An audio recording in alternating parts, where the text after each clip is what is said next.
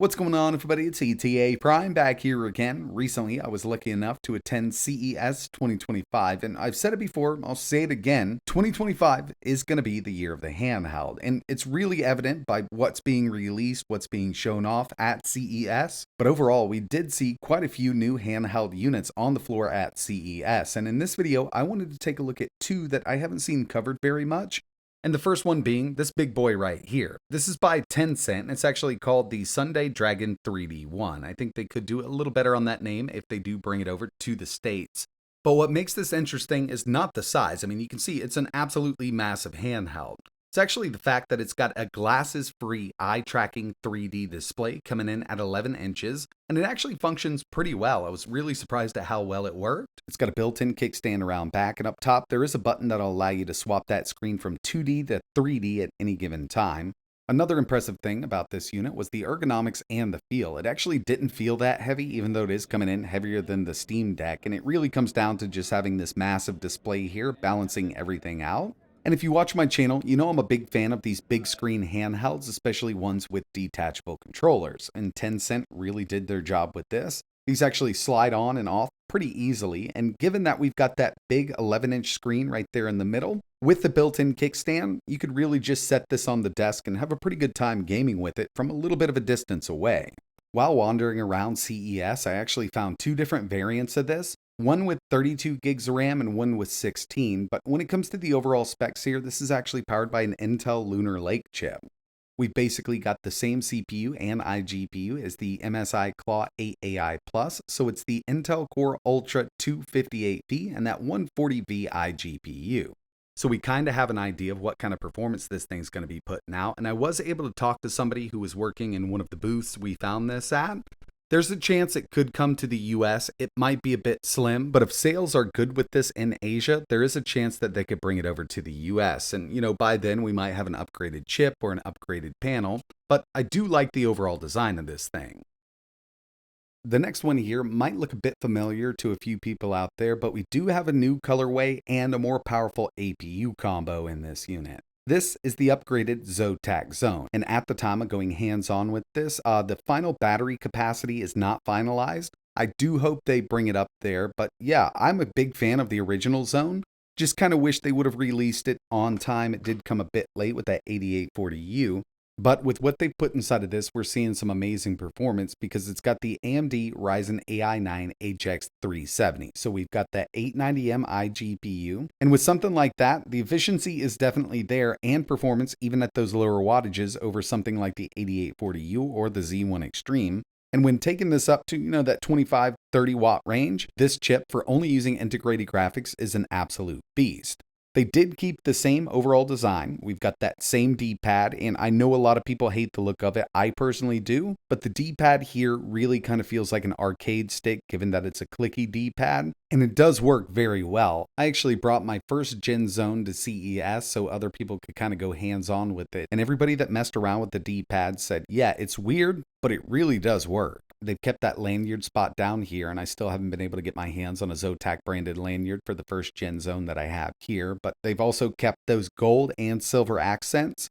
Personally, I wish everything on the white one was gold, because when you take a look around back with the triggers and the shoulder buttons, they're silver. It still looks good, but I think having that gold would have been really nice across the whole thing. Built-in kickstand around back along with Spectra RGB, and the screen on this is still that 120Hz AMOLED.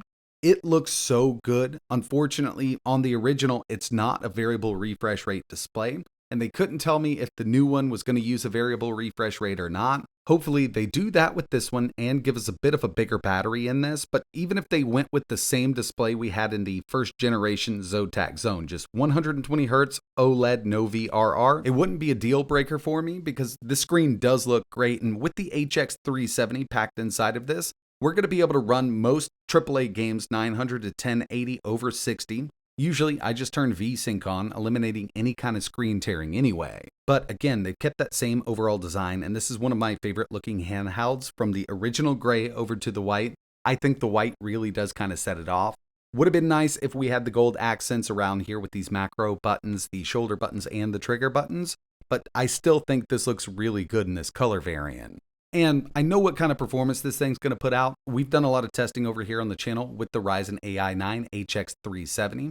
It is a great performer, even at lower wattages. You can take this down to 15 watts and still run something like Cyberpunk 2077 over 50 FPS. But in order for something like this to succeed in the market, they will need to release it on time at a decent price point and make it available. So yeah, I know they had a bit of a hard time with that original. Only pick up in-store at Micro Center, at least in the States. If they could put this up on Amazon, I do think that it would sell much, much better. But for the most part, we did spend a bit of time with the upgraded Zotac Zone, and performance is definitely solid with that HX370. So yeah, again, 2025 will be the year of the x86 handheld. We saw a ton of them at CES, and I just wanted to kind of mention a few here. Acer did announce their Nitro 7 in 2024, but this year they had the Nitro 8 and the Nitro 11. Both are powered by the Ryzen 8840HS, and with all of the devices, hitting the shelves right now with that Intel Core Ultra 258V and the Ryzen Z2 Extreme or the Ryzen AI 9 HX370, I think the 8840HS is a bit of a downgrade when you consider what's already on the market or what has been on the market for the past year or so. We're going to see the same kind of performance out of that. I did see it there along with their newly announced Nitro Blaze 8 with an 8-inch 144Hz display, but again, it's got that 8840HS. We've seen this time and time again in 2024, so we got a good idea of how those are going to perform. And the price point really didn't make sense with everything else on the market putting out much better performance. And another thing that'll hinder the sales of the 8000 series handhelds is Lenovo's new handhelds hitting the market.